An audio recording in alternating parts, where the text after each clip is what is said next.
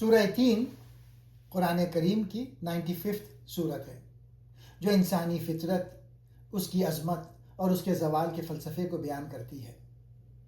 محمد اثر نے اپنی تفسیر دا میسج آف دا قرآن میں اس سورہ کی تشریح علامتی اور اخلاقی تناظر میں کی ہے۔ سورہ کے آغاز میں انجیر، زیتون، طور سینا اور مکہ کی قسم کھائی گئی ہے۔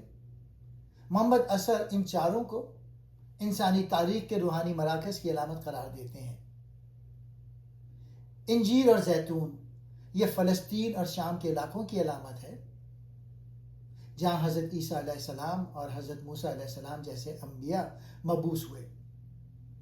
طور سینا یہ وہ مقام ہے جہاں حضرت موسیٰ علیہ السلام کو شریعت توریت عطا کی گئی۔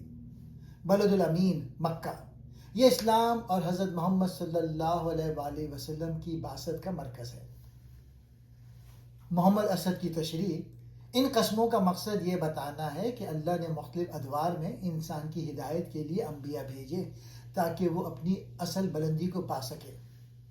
اللہ نے انسان کو بہترین ساخت میں بنایا، جسم، عقل، ضمیر، اخلاق کی صلاحیت کے ساتھ احسن تقویم، مگر انسان نے غرور، لالچ اور گناہوں کی وجہ سے خود کو سب سے نیچے گرا لیا، اسفل سافلین، یعنی جانوروں سے بھی بدتر حالات میں۔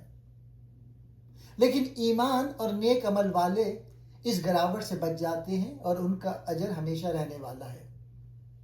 آخر میں سوال اٹھایا گیا ہے، جب انسان کی یہ حقیقت ہے تو قیامت اور حساب کو کیسے جھٹلا سکتے ہو؟ اللہ تو سب سے عادل فیصلہ کرنے والا ہے، وہ ہر ایک کو اس کے اعمال کا پورا بدلہ دے گا۔